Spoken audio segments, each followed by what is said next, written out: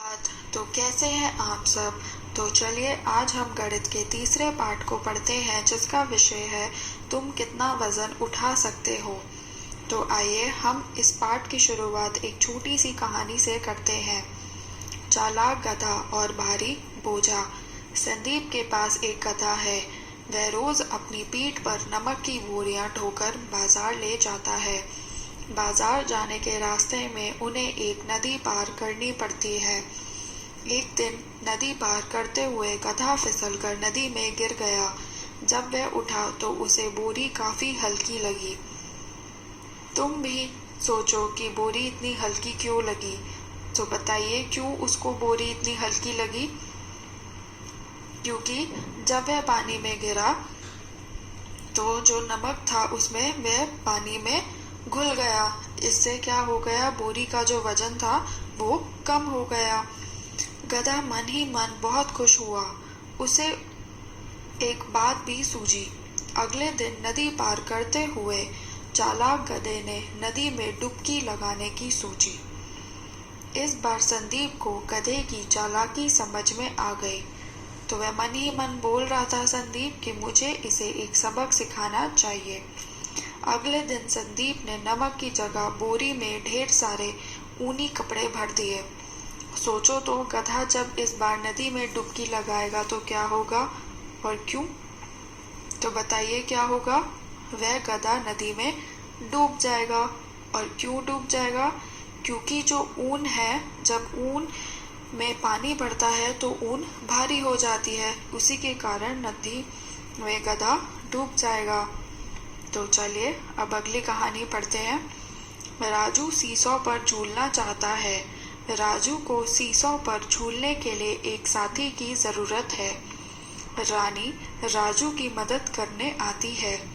फिर भी राजू सीसौ पर नहीं झूल सकता।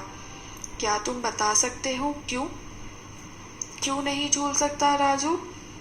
क्योंकि राजू रानी से भारी है या फिर हल्की है। जी हाँ, राजू रानी से भारी है। क्योंकि राजू रानी से भारी है तो राजू नीचे ही है और रानी हमारी हल्की है। असलम उनकी मदद करने आता है। जब असलम उनकी मदद करने आता है तो असलम किसके पास बैठ जाता है, रानी के पास बैठ जाता है। तो क्या तुम बता सकते हो कि राजू की तरफ से झूला ऊपर क्यों गया। इसलिए गया क्योंकि रानी पहले हल्की थी, परंतु असलम के आने की वजह से रानी और असलम का जो वजन है वो राजू के बराबर हो गया, इसलिए राजू ऊपर उठ गया। तो इसका मतलब ये हुआ रानी और असलम से राजू भारी है या हल्का, बताइए। रानी और असलम से राजू हल्का है और असलम और रानी भारी है। अच्छा सूझा, मैं अपने साथ अपना थैला रख लेता हूँ। हमें इस झूले में बहुत मजा आ रहा है। और फिर वे आपस में झूलने लग गए। तो चलिए अब अगला अभ्यास कार्य करते हैं, भारी या हल्का। दो चीजों में कौन सी सीसॉ को नीचे की ओर ले जाएगी। उदाहरण देखो, भारी चीजों को मिलाने के लिए रेखा खींचो। आपको कुछ वस्तुएं दिख रही हैं और उसके बराबर में सीसॉ। तो जो चीजें नीचे की ओर ले जाएंगी सिर्फ उन्हीं वस्तु का आपको मिलान करना है नीचे की तरफ। जैसे एक तरबूज और एक कद्दू। तो तरबूज भारी होता है कद्दू से, इसलिए तरबूज का मिलान कर रखा है जो कि नीचे जाएगा। ऐसे ही बताइए मटका और एक बॉटल, कौन सा नीचे जाएगा। मटका नीचे जाएगा।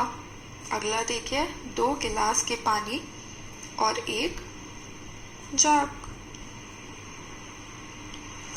तो जो नीचे जाएगा वो गिलास के पानी होंगे और हम गिलास के पानी को भर देंगे, तभी तो वो वजन उसका ज्यादा होगा। अब अगला देखिए, एक कप और एक बाल्टी। तो कौन सा भारी होगा, एक बाल्टी। बहुत बढ़िया। अब अगला देखिए, जो हल्की चीज है उसमें रंग भरिए। तो बताइए कौन सी हल्की चीजें हैं। टेनिस बॉल या फुटबॉल में से कौन सा हल्का है। टेनिस बॉल, तो हम टेनिस बॉल में रंग भर देंगे। अगला देखिए, स्कूल बैग या ज्योमेट्री बॉक्स कौन सा हल्का है। ज्योमेट्री बॉक्स हल्का है, तो हम उसमें रंग भर देंगे। तो चलिए अब अगली कहानी पर आते हैं। छोटू बंदर और गाजरे।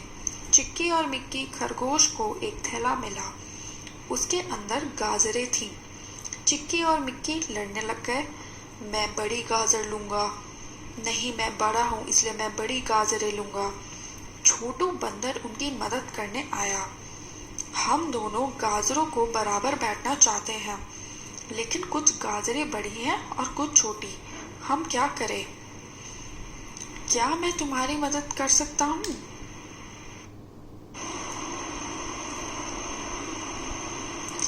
क्या मैं तुम्हारी मदद कर सकता हूँ। हम दोनों गाजरों को बराबर बांटना चाहते हैं, लेकिन कुछ गाजरें बड़ी हैं और कुछ छोटी। हम क्या करें। छोटू बंदर उनकी मदद के लिए कुछ लेकर आया। अब अगले पन्ने पर आ जाइए। अंदाजा लगाओ कि छोटू बंदर चिक्की और मिक्की की मदद के लिए क्या लाया। बंदर के हाथ में उस चीज की तस्वीर बनाओ। तो आप बता सकते हो क्या लाया होगा। वो वजन पैमाना लाया होगा। वजन पैमाना वो पैमाना है जिससे हम वजन और वस्तुओं को नापते हैं, जिससे हमें ये पता चलता है कि वस्तुओं में कितना वजन है। अब अगला प्रश्न, पता करो तुम्हारे माता पिता परिवार के लिए गाजर खरीदते हैं, एक बार में वे कितने खरीदते हैं। तो आप भी अपने माता पिता से पूछना कि वे एक बार में कितनी गाजर खरीदते हैं। और अगला प्रश्न, सब्जी वाला गाजर कैसे तोलता है। वह वजन पैमाने से गाजर तोलता है। अब अगला प्रश्न करते हैं। सिमरन कितना उठा सकती है। सिमरन के पिता उसके घर के स्टोर में कुछ सामान रसोई घर में रखना चाहते हैं। सिमरन अपने पिता की मदद करना चाहती है। तो प्रश्न, अंदाजा लगाओ सिमरन कौन सा झोला उठा सकती है। तो आप अंदाजा लगाइए सिमरन कौन सा झोला उठा सकती है। चित्र में से देख के 2 किलो का शुगर रखा है जिसको हम चीनी बोलते हैं, 2 किलो दाल है, 1 किलो घी, 2 किलो तेल है, 5 किलो आटा, 5 किलो चावल और 1 किलो नमक। तो बताइए कौन सी चीजें उठा सकती है सिमरन। वो 1 किलो घी उठा सकती है, 1 किलो नमक उठा सकती है। अंदाजा लगाओ कौन क्या उठाएगा। उसके पिता, उसकी माता और उसकी छोटी बहन। तो उसके पिता क्या उठा सकते हैं। उसके पिता उठा सकते हैं 5 किलो आटा या फिर 5 किलो चावल। और उसकी माता, वह क्या उठा सकती हैं। वह उठा सकती हैं 2 किलो चीनी, 2 किलो दाल या फिर 2 किलो तेल। और उसकी छोटी बहन, वह उठा सकती है 1 किलो नमक का पैकेट या फिर 1 किलो घी या फिर उससे कम दिए हुई चीजें उठा सकती है। तो अगला प्रश्न करते हैं। क्या सिमरन इनमें से कोई 2 झोले एक साथ उठा सकती है। यदि हाँ तो कौन से। जी हाँ, बिल्कुल उठा सकती है। वह 2 झोले 1 किलो नमक और 1 किलो घी के एक साथ उठा सकती है। तुम कौन से झोले उठा सकते हो, अंदाजा लगाओ। अब आप अपने हिसाब से इस चित्र में से देख के बताइए कौन सा झोले उठा सकते हैं और उसी तरीके का आप जवाब लिख दीजिए। अब अगला देखिए। जानवरों के चित्र में उन चीजों का मिलान करें जो वे उठा सकते हैं।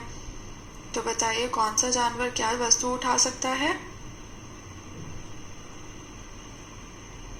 कौवा उठा सकता है एक पत्ती, हाथी उठा सकता है लकड़ी, गधा उठा सकता है शुगर जिस पे लिखा है चीनी, और एक कुत्ता उठा सकता है एक बॉल, गेंद।